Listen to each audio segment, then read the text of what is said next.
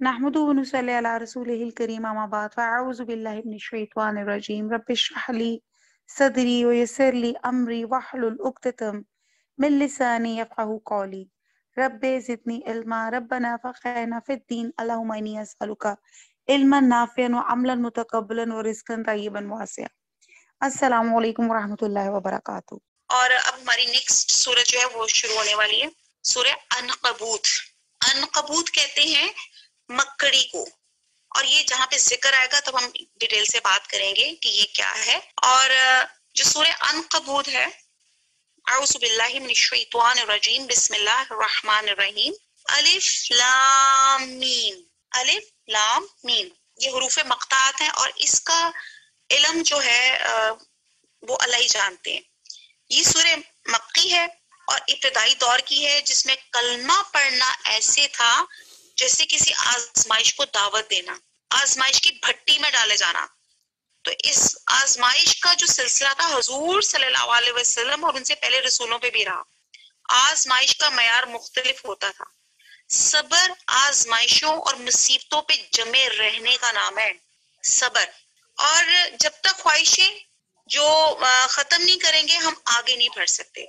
तो इन आयात में हम शुरू करते हैं। ये जो सूरह मक्की है, ये सूरत उस जमाने में नाज़िल हुई थी जब मक्का में मुसलमानों पर जुल्म सितम के पहाड़ ढाए जा रहे थे। तो हम आगे पढ़ते हैं, क्या अल्लाह ताला फरमाते हैं, आ हसीबल बन्नासु, आ क्या, हमजा के ऊपर जब जबर आई तो या मुराद हो गया क्या। हसीबा, हसीबा हिसाब से है। हिसाब क्या होता है, गिनना चुनना ना, जमा करना। तो यहाँ मुराद है कि क्या हिसाब, क्या गुमान, क्या तुमने समझा। अन्नासु लोगों ने, अन ये के, यतरकू, यतरकू ये है तरक करना, छोड़ देना, कि वो छोड़ दिए जाएंगे। अन ये के यकूलू कि मुंह से कह देंगे आमन्ना हम ईमान लाए, वहुम और उनकी ला यफ्तनून। अब यहाँ देखे ला नहीं और यफ्तनून में क्या लफ्ज आ रहा है, फितना। फितना क्या होता है, आजमाइश को कहते हैं, ठीक है, इम्तिहान को कहते हैं। तो मुराद ये है, क्या लोग, आयत नंबर 2 में सूरह अनकबूत, इसमें अल्लाह ताला फरमा रहे हैं, क्या लोग ये ख्याल किए हुए हैं कि सिर्फ ये कहने पे हम ईमान ले आए छोड़ दिए जाएंगे और इनकी आजमाइश नहीं की जाएगी।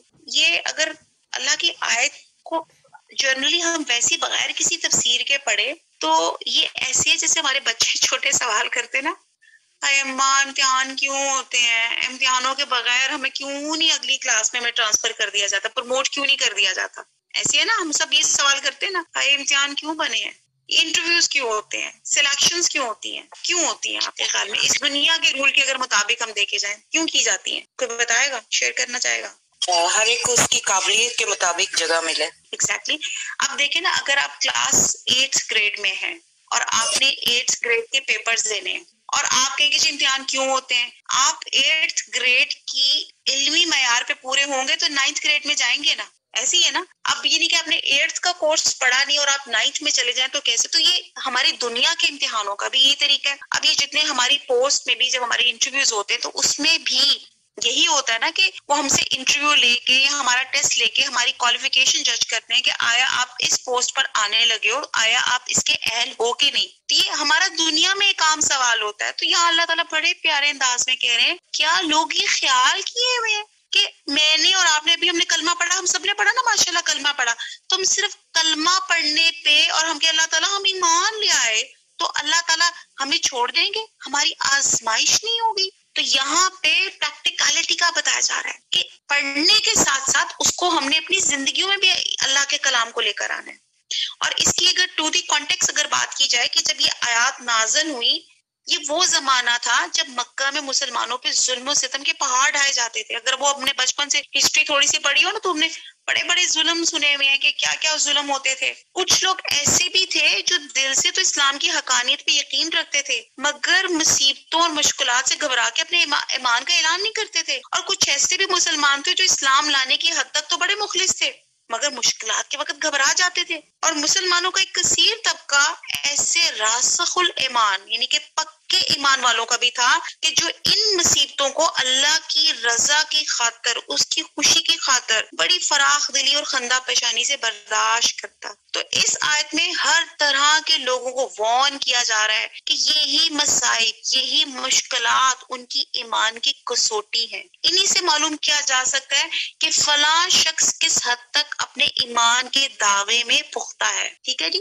اس لیے شاید میں نے آپ کو صبر کی ڈیفینیشن کچھ پہلے ہی بتا دی کہ جب آزمائشیں آئیں گی، ہم کہتے ہیں جی میں بڑا صبر کرنے والی ہوں۔ دیکھیں جی، ہمیشہ میں بات کرتی ہوں، فیوریبل کنڈیشنز میں تو سبھی صبر کرتے ہیں، سبھی خوش ہوتے ہیں، اللہ کا شکر ادا کرتے ہیں۔ بات ہو رہی ہے جب انفیوریبل کنڈیشنز ہوں، جب لوگ آپ کے مخالف ہوں، حالات آپ کے خلاف ہوں، یا آپ کے اوپر کوئی پرابلمز آ جاتی ہیں سے کوئی بھی طرح سے، مال میں، جان میں، کسی بھی طرح کی، اگر آپ کو صحت میں، اس میں اللہ تعالیٰ ہمارا رویہ دیکھنا چاہتے ہیں کہ یہ میرا بندہ صابر ہے یا کمپلیننگ ہے۔ تو صبر آزمائش اور مصیبتوں پہ جمے رہنے کا نام ہے، اس کو صبر کہتے ہیں۔ بہرحال یہاں پہ اللہ تعالیٰ آزماتے ہیں، وہ جیسے کہتے ہیں نا، آپ اگر آپ نے سونے کا پڑھا ہو کہ سونا کہاں سے حاصل کیا جاتا ہے، وہ پہاڑوں کے اندر سے پرت پرت علیحدہ ہوتا ہے، پھر اس کو اکٹھا کیا جاتا ہے، مٹی کے اندر ہوتا ہے، پھر اس کو بہت ہائی ہیٹ پہ اس کو پکایا جاتا ہے، پکا کے پھر سونا اور گند علیحدہ علیحدہ ہو جاتے ہیں۔ تو آپ یہ سوچیں کہ یہ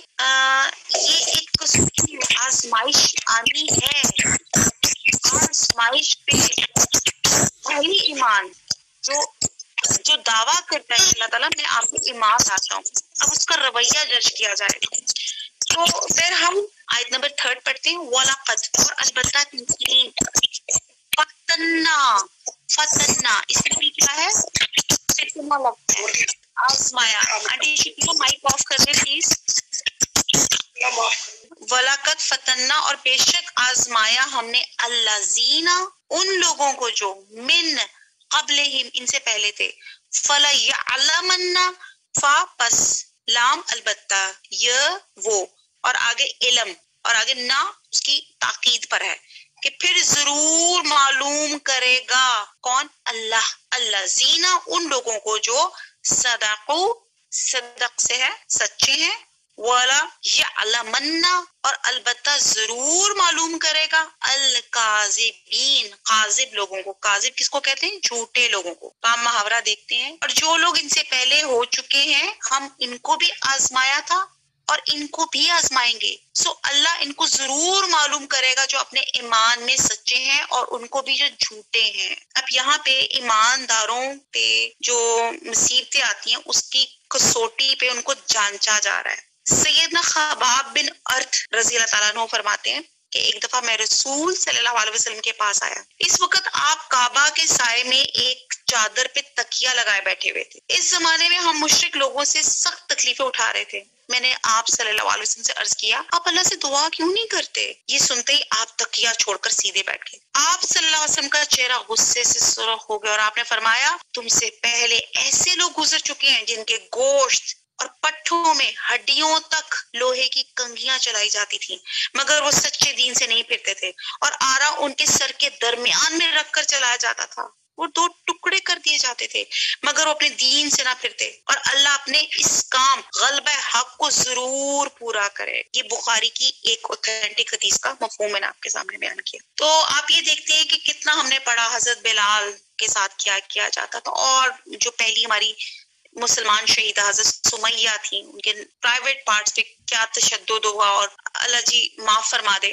اور کس طرح ان جو لوگ کہتے تھے، احد کہتے تھے، جو کہتے تھے ہم اللہ پہ ایمان لائے، ان کو کوئلوں پہ لٹایا جاتا تھا، اور کوئلوں پہ لٹا کے جب ان کی چربی گلتی تھی، اس میں سے وہ بہتی تھی تو وہ کوئلوں کو خشک کرتی تھی، تب وہ اٹھ سکتے تھے۔ یعنی کہ اس قدر عالم تھا۔ اب ذرا 2 منٹ کے لیے اپنی انگلی کو آگ کے اندر ڈالیں، آپ کر سکتے ہیں؟ اتنا ان کے اوپر ظلم ہوتا تھا، کیوں؟ کیونکہ وہ اسلام لے آئے تھے۔ تو یہاں پہ بتایا جا رہا ہے کہ اللہ تعالیٰ اہل ایمان کو آزمائش میں ڈالتے ہیں تاکہ کھرے اور کھوٹے کی تمیز کر سکیں۔ جنت بڑی قیمتی چیز ہے جو صرف ایمان کے زبانی دعوے سے نہیں مل سکتی۔ آزمائش کی کئی صورتیں ہوتی ہیں، کبھی کفار اور مخالفین کی سختیوں کو، ان کی تکلیفوں کو سہا جاتا ہے. کبھی بیماری کی آزمائش ہوتی ہے، کبھی تنگ دستی کی، کبھی جان کی، کبھی مال کی، کبھی اولاد کی. جب بندہ مومن ثابت قدم رہتا ہے اور کسی صورت بھی اللہ کا در نہیں چھوڑتا تو اللہ تعالیٰ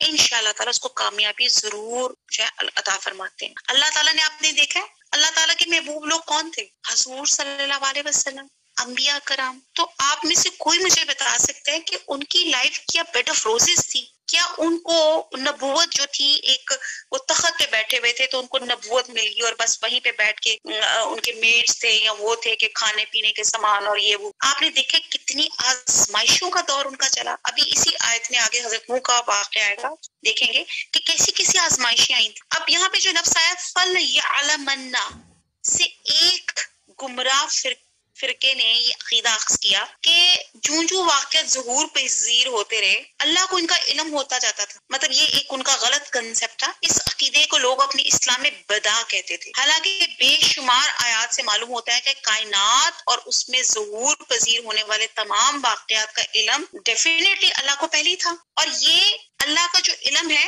اس کی ذات کی طرح ازلی اور ابدی ہے. تو اس آیت میں اور اس جیسی دوسری بہت سی آیات میں اللہ تعالیٰ کے علم کا وہم لوگوں نے پیدا کیا، اور اس کا جواب یہ ہے کہ ماضی، حال اور مستقبل کی تقسیم صرف ہم انسانوں کے لیے ہے. اللہ تعالیٰ کے لیے زمانے کی تقسیم کوئی چیز نہیں ہے، کیونکہ اللہ ہر واقعے میں جو ہمارے خیال کے مطابق وہ زمانہ ماضی سے ہے، حال سے ہے، مستقبل ہے، اللہ کے لیے غیب نہیں ہے بلکہ شہادت ہی شہادت ہے. اللہ تعالیٰ نے مستقبل کی خبروں کو بے شمار مقامات پہ زمانے ماضی کے صیغے میں بیان فرمایا. وَنَادَى أَصْحَابُ الْجَنَّةِ أَصْحَابُ النَّارِ، یا جیسے وَإِذَا الشَّمْسُ كُوِّرَتْ، یعنی کہ یہ ایسے واقعات کے متعلق ہے جو انسانوں کے تجربے اور مشاہدے میں نہیں آ سکتے. تو بہرحال تو یہاں پہ یہ ہے کہ تم لوگ جان لو، یہاں پہ یہ کہا جا رہا ہے. تو یہاں پہ اللہ تعالیٰ آیت نمبر 3 میں پھر سے ہم دیکھ لیتے ہیں، اللہ تعالیٰ فرماتے ہیں کہ جو لوگ، یعنی کہ اللہ تعالیٰ ہمیں بھی آزمائے گا اور اللہ تعالیٰ ہم سے پہلے بھی آزمایا. آپ دیکھتے ہیں اللہ تعالیٰ کیوں آزمانا چاہتے ہیں؟ تاکہ وہ دیکھ لیں کون سچا ہے اور کون جھوٹا ہے. ٹھیک ہے، دعوے تو سارے کہتے ہیں کہ ہم ایمان والے ہیں، اور جب آزمائشیں آتی ہیں تو پھر پتہ چل جاتا ہے کہ کون ایمان والا ہے اور کون جو ہے ایمان والا نہیں. آیت نمبر 4، ام حسیبہ، کیا سمجھا ہے، کیا گمان کیا ہے، الذین، ان لوگوں نے جو یعملون، جو کرتے تھے، السیئات، سو، برے کا، ای یسبقونا، اردو کا لفظ کریں گے تو سبقت کا تو میں پتہ ہے آگے جو سبقت لے جائیں گے، مراد ہے کہ وہ ہمارے قابو سے نکل جائیں گے. ساء، برا ہے، ما، جو، یحکمون، حکم سے ہے، حکم کہتے ہیں فیصلے کو، وہ فیصلہ کرتے ہیں. تو آیت نمبر 4 میں ہے، کیا وہ لوگ جو کام کرتے ہیں یہ سمجھتے ہیں کہ یہ ہمارے قابو سے نکل جائیں گے؟ جو خیال یہ کرتے ہیں برا ہے، یعنی کہ ان لوگوں کا خیال تھا کہ جو برے کام کرتے تھے ان کا خیال تھا کہ ہم اللہ کے قابو سے نکل جائیں گے. اہل ایمان کو صبر اور استقامت کی تلقین کرنے کے بعد اللہ تعالیٰ ان لوگوں کو خطاب فرما رہے ہیں جو حق پرستوں کو اذیت دے رہے تھے، اور اللہ تعالیٰ کہہ رہے ہیں کہ یہ پوری طرح ہماری گرفت میں ہیں. وہ یہ نہ سمجھیں وہ کامیاب ہو جائیں گے، کامیاب اللہ ہی کے بندے ہوں گے اور حق غالب رہے گا. ان کے ذہن میں یہ تھا کہ ہم جیسے دنیا میں فراڈ کر جاتے ہیں، آگے ہو جاتے ہیں، تو ہم شاید اس طرح آگے ہم سبقت لے جائیں گے. تو یہاں اللہ تعالیٰ ان کی اس جو ان کا غلط گمان تھا اس کی تردید کر رہے ہیں. اللہ تعالیٰ ہر شخص کے متعلق پہلے سے علم ہے کہ فلاں شخص کس خصلت کا مالک ہے.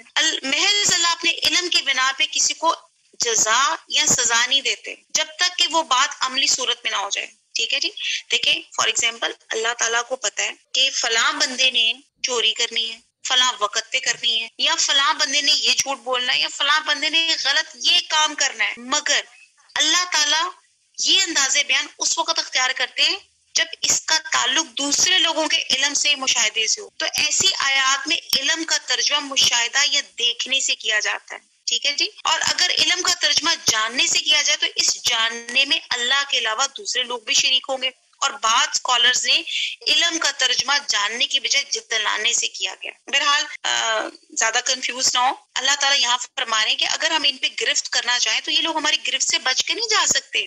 اور دوسرا مطلب یہ ہے کہ یہ لوگ اپنی سر توڑ مخالفانہ کوششیں کر لیں، سازشیں کر لیں، یہ خود ہی ناکام رہیں گے، اسلام کا ہی غلبہ رہے گا، اور وہ ایسا گمان کرتے ہیں کہ یقیناً کامیاب ہو جائیں گے، تو یہ ان کی بھول ہے۔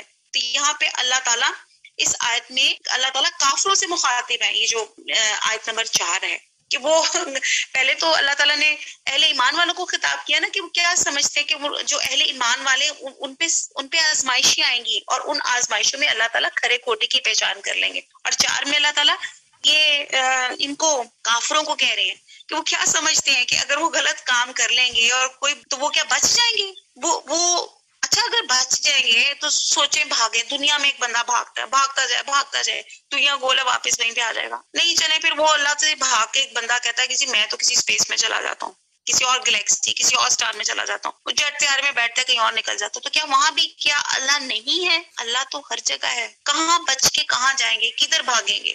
آیت نمبر 5، من جو کانا ہو یرجو رجا سے جس کو امید ہے، لکا ملاقات کی اللہ سے، فإن پس بے شک اجل اللہ اجل مقرر کیا ہوا وقت ہے اللہ کا، اجل کہتے ہیں اس کو، اجل اس کا اجل وقت آ گیا، تو یہ اجل مقرر کیا ہوا وقت ہے اللہ کا، لا آتی ضرور آنے والا ہے، البتہ آنے والا ہے، وہ اور وہ سمیع سماعت سے ہے، سننے والا ہے، العلیم جاننے والا ہے۔ آیت نمبر 5 میں کہ جو شخص اللہ کی ملاقات کی امید رکھتا ہے تو اللہ کا مقرر کیا ہوا وقت ضرور آنے والا ہے، اور وہ سننے والا اور جاننے والا ہے، یعنی کہ جو اللہ کے سامنے پیش ہونے کا یقین رکھتا ہے اسے ہر کام کرتے وقت یہ سوچنا چاہیے کہ مجھے اس عمل کے لیے اللہ کے سامنے جواب دہ ہونا ہے، اللہ تعالیٰ میرے کھلے اور چھپے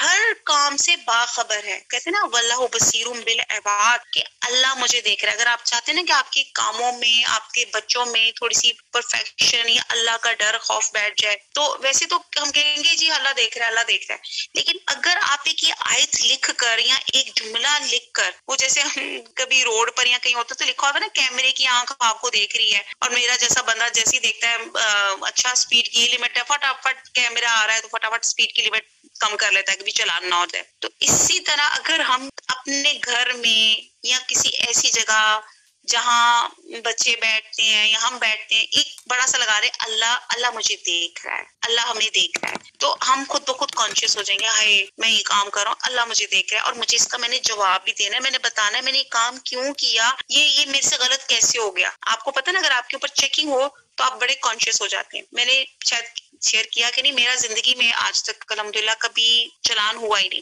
اور میرا پہلا چلان ابھی ہو کر آیا ہے، اور وہ بھی کیا، یہ ای چلان کی برکتوں سے، کہ وہ بیٹی کو صبح ڈراپ کر رہی تھی تو ذرا تیز چلا رہی تھی، ڈرائیو کر رہی تھی، تو کوئی چلان آیا کہ جی 60 کی تھی اور 80 کی سپیڈ سے میں جا رہی تھی، تو وہ میرا وہ ای چلان آیا۔ اب وہ جب سے مجھے ای چلان آیا اس کی وجہ سے میں کانشیس ہو گئی، اور جہاں کیمرہ دیکھتی ہوں میں اپنی سپیڈ وہیں سے ہلکی کرنا شروع ہو جاتی کہ یہ ہوگی، کیونکہ ہم پاکستانی ہے نا، ہم جب تک ہمارے اندر پینالٹیز اور وہ ایک ہونا ہو کہ یہ تمہیں فائن پڑے گا، تمہیں یہ کرے گا، تو پھر ہم خود بخود جس کو کہتے ہیں نا سود ہو جاتے ہیں۔ تو اسی طرح اگر مجھے پتا ہو، اگر کیا الحمدللہ ہمارا ایمان ہے کہ اللہ مجھے دیکھ ہی رہا ہے آل ٹائم، اللہ تعالیٰ میری ظاہری کام بھی دیکھ رہا ہے، میرے اندر کے کام بھی سارے دیکھ رہا ہے، تو پھر میری ان کاموں میں پرفیکشن، یا کم سے کم میں تھوڑا سا ڈروں تو صحیح، تھوڑا سا گلٹ تو محسوس کروں، نہیں یار اللہ مجھے دیکھ رہا ہے، میں نے یہ غلط کام نہیں کرنا۔ تو یہاں پہ وہی چیز ہے کہ جو لوگ دین اسلام کی سربلندی کے لیے ہر طرح کے مصائب اور مشکلات بڑی خندہ پیشانی سے برداشت کر رہے ہیں، اس توقع پہ کہ موت کے بعد یقیناً ان باتوں کا اجر ملنے والا ہے، تو انہیں یہ سمجھ لینا چاہیے کہ ان کی موت کا وقت آنے ہی والا ہے۔ دنیا کی زندگی چند روزہ زندگی ہے، اس کے بعد یقیناً اللہ سے ملاقات ہوگی اور ہمیں ان کے اپنے اعمال کا پورا بدلہ ملے گا، کیونکہ اللہ کے سامنے ہمارے تمام اعمال، ہمارے اقوال، ہماری نیتیں، دل کے اندر، دل کے باہر جو ہم کر رہے ہیں، کوئی چیز اللہ تعالیٰ سے پوشیدہ نہیں ہے۔ اللہ تعالیٰ سمیع ہے، علیم ہے، اللہ تعالیٰ سننے والا بھی ہے، اللہ تعالیٰ جاننے والا بھی۔ وما علینا الا البلاغ، سبحانک اللہم وبحمدک، نشہد ان لا الہ الا انت، نستغفرک ونتوب الیک۔ السلام علیکم ورحمۃ اللہ وبرکاتہ۔